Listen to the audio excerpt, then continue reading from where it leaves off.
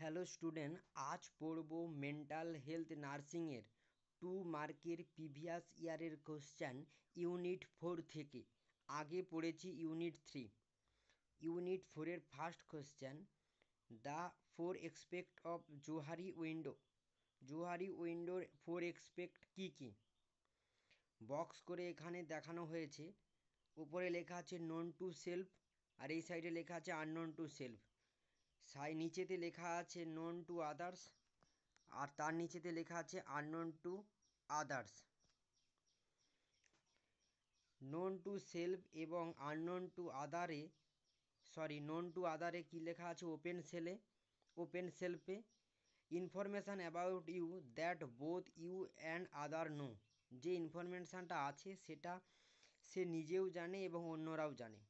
আর blind সেলফে কী লেখা আছে, information about you that you don't know but other do know. যে ইনফরমেশানটা আছে সে নিজে জানে না কিন্তু অন্যরা জানে। হিডেন সেলফে কী লেখা আছে, information about you that you know but other don't know. যে ইনফরমেশানটা আছে সেখানে ইনফরমেশানটা সে নিজে জানে কিন্তু অন্যরা জানে না। Next, unknown to self, information about you that neither you nor other no. এখানে কি আছে, এখানে যে ইনফরমেশানটা আছে সে নিজেও জানে না আর অন্যরাও জানে না। নেক্সট কোশ্চেন, থেরাপিউটিক ইম্পাস কি? There are 5 therapeutic impasse. First, resistance, transfer, counter transfer, gift giving and boundary violence.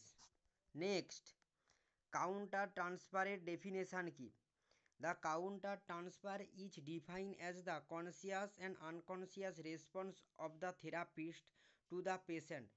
কোনো পেশেন্টের আনকনসিয়াস বা কনসিয়াস থাকা অবস্থায় থেরাপিউটিক যেভাবে রেসপন্স করে পেশেন্টের প্রতি, ওটাকেই বলা হচ্ছে কাউন্টার ট্রান্সফার। কাউন্টার ট্রান্সফারে থেরাপিস্ট পেশেন্টের কনসিয়াস এবং আনকনসিয়াস রেসপন্সের ওপর গুরুত্ব দেয়। Next, list down any 4 therapeutic communication technique with its meaning. Therapeutic কমিউনিকেশানের টেকনিক্সগুলোর 4টা নাম বলো এবং তার মিনিং বলো। ফার্স্ট, লিসেনিংয়ে কী করা হয়?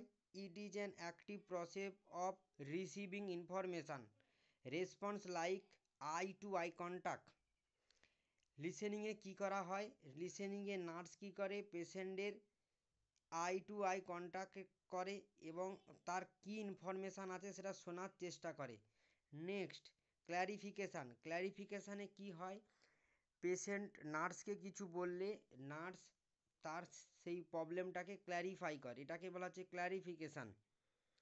নেক্সট, ফোকাসিংয়ে কী হয়? পেশেন্ট নার্সকে কিছু বলল, নার্স সেই তার প্রবলেমটাকে ফোকাস করে তাকে কোনো প্ল্যান দিল সেটা ঠিক করার জন্য। নেক্সট, সাইলেন্সে কী হয়? নার্স কী করে? সাইলেন্সের থ্রুতে পেশেন্ট কী বলতে চাচ্ছে সেটা বোঝার চেষ্টা করে। এছাড়াও আরও আছে থেরাপিউটিক কমিউনিকেশানের টেকনিক্স, লাইক এখানে লেখা আছে আরও বাকিগুলো। নেক্সট,